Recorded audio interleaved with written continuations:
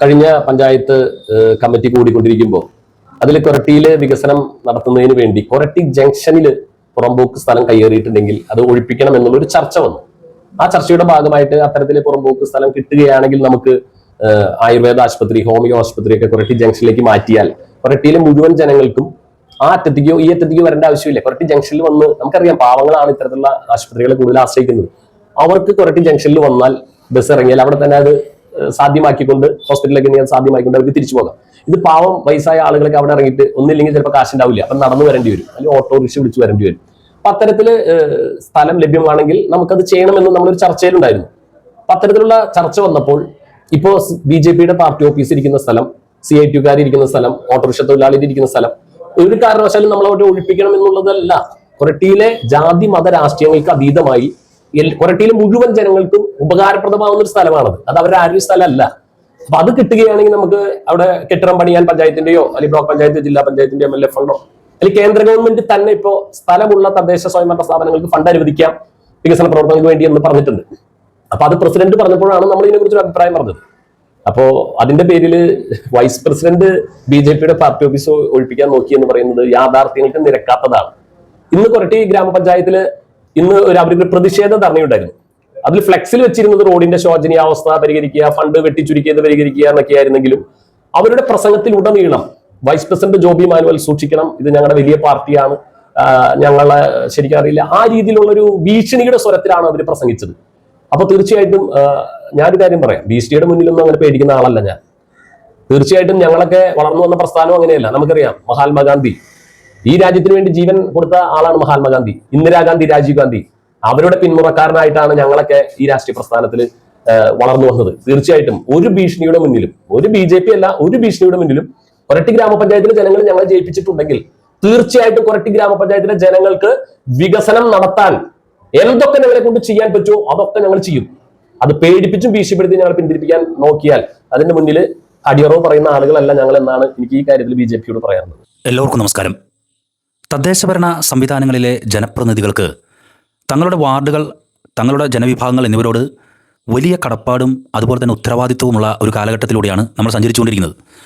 ഒരു വാർഡ് എന്ന് പറയുമ്പോൾ നമുക്കറിയാം എത്രത്തോളം വികസനം സാധ്യമാകുമെന്ന്.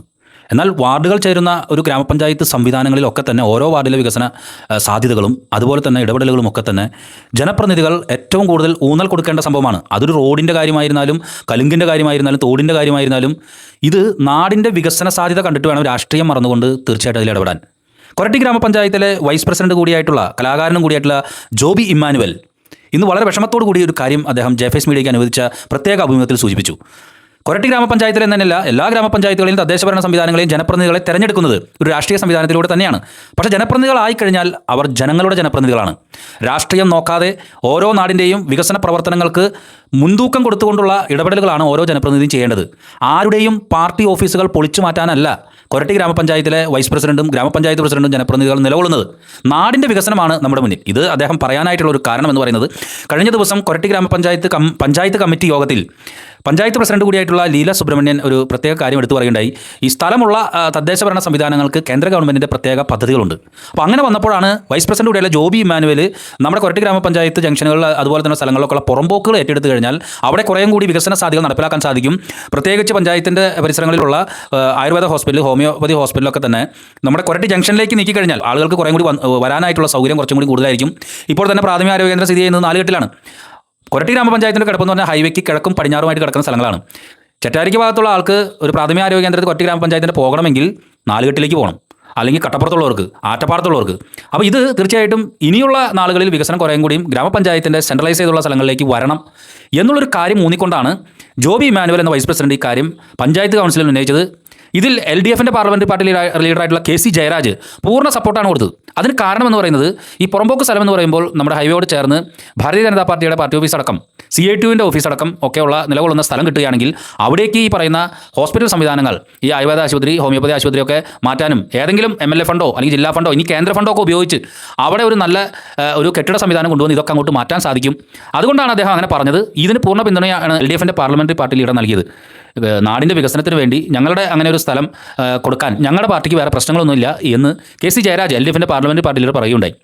എന്നാൽ അതിനുശേഷം ഇന്ന് കാലത്ത് കൊരട്ടി ഗ്രാമപഞ്ചായത്തിൻ്റെ മുന്നിൽ ഈ പഞ്ചായത്ത് ഭരണത്തിൻ്റെ മെല്ലെപ്പോക്കിൽ വികസന മുരടിപ്പിനെതിരൊക്കെയായിട്ട് ഒരു സമരം ഭാരതീയ ജനതാ പാർട്ടി ഇന്ന് നടത്തി. പക്ഷേ അതിൽ ഏറ്റവും കൂടുതൽ ഫോക്കസ് ചെയ്ത് സംസാരിച്ചത് വ്യക്തിപരമായിട്ട് ഈ വൈസ് പ്രസിഡന്റ് ജോബി ഇമ്മാനുവലിനെതിരെ ഒരു ഭീഷണി സ്വരമാണ് അദ്ദേഹത്തിനെതിരെ മുഴക്കിയതെന്നാണ് ജോബി ഇമ്മാനുവൽ ഇപ്പോൾ ജെഫേസ് മീഡിയയോട് പറഞ്ഞത്. ഒരു ഭീഷണിക്കും ഞാൻ വഴങ്ങില്ല. രാജ്യത്തിന് വേണ്ടി രക്തസാക്ഷിത്വം വരിച്ച ധീര നേതാക്കന്മാരുടെ ഒരു പിന്തുടർച്ച അവകാശമുള്ള പാർട്ടിയാണ് കോൺഗ്രസ് പാർട്ടി. അപ്പോൾ ഒരു ഭീഷണിക്കും ഞാൻ വഴങ്ങുന്നതല്ല. ഈ പ്രവർത്തന പദ്ധതിയുമായിട്ട് പഞ്ചായത്ത് കമ്മിറ്റി മുന്നോട്ട് പോവുകയും തന്നെ ചെയ്യും. ഒരു രാഷ്ട്രീയ സംവിധാനങ്ങളോടും പരാതിയില്ല. ഈ കൊരട്ടിയിലെ LDF ആയിരുന്നാലും BJP ആയിരുന്നാലും അതിലൊക്കെയുള്ള നേതാക്കളായിട്ട് നല്ല സൗഹാർദ്ദം കാത്തു സൂക്ഷിക്കുന്നു.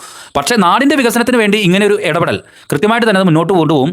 എന്നെ ഫോക്കസ് ചെയ്തുകൊണ്ട് എനിക്കെതിരെ ഉള്ള ഒരു വ്യക്തിപരമായിട്ടുള്ള കൂടുതൽ കാര്യങ്ങൾ ഊന്നൽ ചെയ്തുകൊണ്ട് എനിക്കെതിരെ ഭീഷണി മുഴക്കിക്കൊണ്ടുള്ള ഇത്തരം രാഷ്ട്രീയ പ്രവർത്തനങ്ങൾ അത് ജനാധിപത്യത്തിന് ഭൂഷണമല്ല, ജനാധിപത്യ രീതിയല്ല എന്നാണ് കൊരട്ടി ഗ്രാമപഞ്ചായത്ത് വൈസ് പ്രസിഡന്റ് കൂടിയായിട്ടുള്ള ജോബി ഇമ്മാനുവൽ ഇന്ന് ജെഫേസ് മീഡിയയോട് പറഞ്ഞത്. ഇതുമാത്രമല്ല LDFൻ്റെ പാർലമെന്റ് പാർട്ടി ലീഡറായിട്ടുള്ള KC ജയരാജനെതിരെയും ചില പരാമർശങ്ങൾ ഉണ്ടായി എന്നുകൂടി അറിയാൻ സാധിച്ചു. തീർച്ചയായിട്ടും നാടിൻ്റെ വികസനത്തിനാകട്ടെ എല്ലാ രാഷ്ട്രീയ സംവിധാനങ്ങളും നിലകൊള്ളേണ്ടത്. നെടുമ്പാശ്ശേരി എയർപോർട്ട് വന്നപ്പോൾ എന്തായിരുന്നു സ്ഥിതി? എത്രയോ കപ്പേളകൾ ഇതൊക്കെ പൊളിച്ചു മാറ്റേണ്ടി വന്നു. അപ്പോൾ നാടിൻ്റെ വികസനത്തിന് വേണ്ടി നിലകൊള്ളുക, വ്യക്തി അധിക്ഷേപങ്ങളും വ്യക്തിപരമായി ഭീഷണിപ്പെടുത്തുന്നതും ജനാധിപത്യത്തെ ശൈലിയല്ല, ജനാധിപത്യ രീതികളല്ല എന്നുകൂടി അദ്ദേഹം ഇന്ന് ജെഫേസ് മീഡിയയോട് പറഞ്ഞു. പ്രതിപക്ഷ നേതാവായ ജയരാജ് ആറ്റപ്പാടം, അദ്ദേഹത്തെ ഞാൻ അതിൽ അഭിനന്ദിക്കുകയാണ്. അദ്ദേഹം എഴുന്നേറ്റ് നിന്നിട്ട് പറഞ്ഞു, കൊരട്ടി ഗ്രാമപഞ്ചായത്തിലെ ജനങ്ങൾക്ക് വികസനം ഉണ്ടാകുന്ന ഒരു കാര്യമാണ് വൈസ് പ്രസിഡന്റ് പറഞ്ഞത്. അതുകൊണ്ട് ഞങ്ങളുടെ CITUവിന്റെ പാർട്ടി ഓഫീസ് ഉണ്ട്, അവിടെ ഒരു ബിൽഡിംഗ് ഒക്കെ വന്ന് ജനങ്ങൾക്ക് ഉപകാരമാണെങ്കിൽ അത് പൊളിച്ചു മാറ്റുന്നതിന് ഞങ്ങൾ എതിരല്ല എന്ന് പറഞ്ഞു. ഞങ്ങളന്ന് BJPയുടെ അംഗത്തോട് ഞാൻ പറഞ്ഞു, നമ്മൾ ഇത് കൊരട്ടിയിലെ ജനങ്ങളുടെ വികസനത്തിന് വേണ്ടിയിട്ടാണ് ആവശ്യപ്പെടുന്നത്, അല്ലാതെ നിങ്ങളുടെ പാർട്ടി ഓഫീസ് പൊളിച്ചു കളയണമെന്നോ ഒന്നും നമുക്ക് ആഗ്രഹമില്ല. ഭൂരിഭാഗം ആളുകൾക്കും 20 മെമ്പർമാരും 21-ൽ 20 മെമ്പർമാരും അതിനെ അനുകൂലിക്കുകയാണ് ചെയ്തത്. ഇതുമായി ബന്ധപ്പെട്ടുള്ള കാര്യങ്ങൾക്ക് പഞ്ചായത്ത് സമിതി മുന്നോട്ട് പോകാൻ, ഭരണസമിതി മുന്നോട്ട് പോകാൻ തന്നെയാണോ ആലോചിക്കുന്നത്? തീർച്ചയായിട്ടും ഇത് ഇത്തരത്തിലുള്ള കൊരട്ടി ജംഗ്ഷനുമായി ബന്ധപ്പെട്ട പുറമ്പോക്ക് സ്ഥലങ്ങൾ ഒഴിപ്പിക്കണം എന്നിവിടെ പരാതികൾ വന്നിട്ടുണ്ട്. മറ്റു പരാതികളും അതിന്റെ കോടതി കേസുകളും നടപടികളും നടന്നുകൊണ്ടിരിക്കുകയാണ്. അതല്ലാതെ ഞാനല്ല ഇതിന് പരാതി കൊടുത്തത് പോലും. പക്ഷേ ഇവരുടെ ഈ ഭീഷണി കേട്ടപ്പോ ഞാൻ തന്നെ ഒരു പരാതി ഇന്ന് ഒഴിപ്പിക്കണം എന്ന് പറഞ്ഞ് പഞ്ചായത്ത് കമ്മിറ്റിയിൽ ചർച്ച ചെയ്യാൻ വേണ്ടി വെച്ചിട്ടുണ്ട്. നമ്മൾ ആലോചിച്ച് നോക്കണം, ഒരു കൊരട്ടി പഞ്ചായത്തിലെ ജനങ്ങൾ ജയിപ്പിച്ച 21 മെമ്പർമാരും കൊരട്ടി പഞ്ചായത്തിലെ ജനങ്ങളുടെ നന്മയ്ക്ക് വേണ്ടിയല്ലേ പ്രവർത്തിക്കുന്നത്. അതിൽ എന്ത് രാഷ്ട്രീയമുള്ള, നമ്മൾ കാശ് കൊടുത്ത സ്ഥലമല്ലല്ലോ, അനധികൃതമായിട്ടുള്ള സ്ഥലം, അത് പഞ്ചായത്തിന്റെ നന്മയ്ക്ക് വേണ്ടി ഉപയോഗപ്പെടുത്തണ്ടേ. എനിക്ക് CPM ആയിട്ടോ BJP ആയിട്ടോ യാതൊരു എതിർപ്പില്ല. എല്ലാവരും നമ്മുടെ സുഹൃത്തുക്കളാണ്. ഞാൻ എന്റെ വാർഡിൽ ജയിച്ചതിന് CPM BJP എല്ലാം എനിക്ക് വോട്ട് ചെയ്തിട്ടുണ്ട്. പിന്നെ BJP എന്ന് പ്രസംഗത്തിൽ പറയുന്നത് കൊരട്ടി ഗ്രാമപഞ്ചായത്തിലെ മുഴുവൻ കയ്യേറ്റങ്ങളും ഒഴിപ്പിക്കണമെന്നാണ് പറയുന്നത്. നമുക്കറിയാം, എന്റെ വാർഡിലടക്കം നിരവധിയായ പാവപ്പെട്ട ആളുകൾ കനാലിന്റെ ബണ്ടിന്റെ അവിടെ വീട് വെച്ച് താമസിച്ചിട്ടുണ്ട്. അതുപോലെ കുറെ പാവപ്പെട്ട ആളുകൾ പുറമ്പോക്കിൽ പരവച്ചിട്ടുണ്ട്. ഒരു ഗതിയും പരഗതിയില്ലാത്ത ഇവരെ സംരക്ഷിക്കാനാണ് ഞങ്ങൾ ജയിപ്പിച്ചത്. അവരെ സംരക്ഷിക്കുന്ന ബാധ്യത, അവർക്ക് വേറെ സ്ഥലം കൊടുക്കാൻ പഞ്ചായത്തിന് എന്ന് കഴിയും അന്ന് അവരൊക്കെ ഒഴിപ്പിക്കും. ഇപ്പൊ തന്നെ അതൊക്കെ ഒഴിപ്പിച്ചാലും ഞങ്ങൾ ഒഴിയുള്ളൂ എന്ന് പറയുന്നത് ശരിയല്ല. ഒരു കാരണവശാലും ഭീഷണിക്ക് മുമ്പിൽ വഴങ്ങില്ല, അതിൽ യാതൊരു തർക്കവുമില്ല. ഇനി നമ്മളെ കായികമായി നേരിടും എന്നൊക്കെ പറഞ്ഞാൽ അതൊന്നും പേടിക്കുന്ന ആളുമല്ല. യാതൊരു തരത്തിൽ ആ ഭീഷണിക്ക് മുമ്പിൽ BJPയുടെ വഴങ്ങില്ല എന്ന് ജനസമക്ഷം പറയുകയാണ്. അതിനുവേണ്ടി ജീവൻ ബലി കൊടുക്കേണ്ടി വന്നാലും മരിച്ചു വീഴേണ്ടി വന്നാലും അതിന് ഞങ്ങൾ BJPക്ക് ഭീഷണിക്ക് മുമ്പിൽ വഴങ്ങില്ല എന്ന് ഉറപ്പിച്ചു പറയുകയാണ്. ഒരു കാരണവശാലും വഴങ്ങില്ല.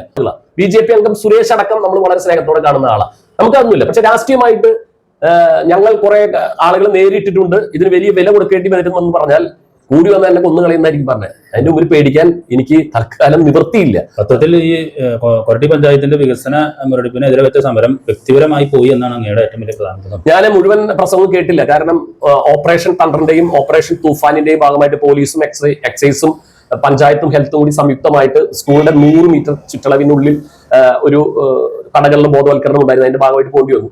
പക്ഷെ അതിനുശേഷം നടന്ന പ്രസംഗത്തിൽ മറ്റു പലരെയും ഒക്കെ ഇങ്ങനെ പറഞ്ഞു എന്ന് പറയുന്നത് ഞാൻ കേട്ടില്ല.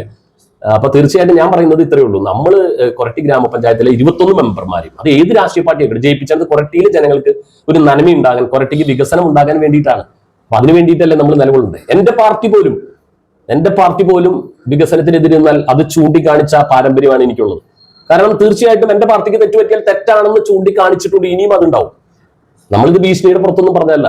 അത്തരത്തിൽ കണ്ടപ്പോൾ നമുക്കൊരു പ്രയാസം തോന്നി. കാരണം പേടിയല്ല തോന്നിയത്, ഒരു വിഷമം തോന്നി. കാരണം അതൊന്നും ശരിയായൊരു ജനാധിപത്യ പ്രക്രിയക്ക് ചേർന്നതല്ല.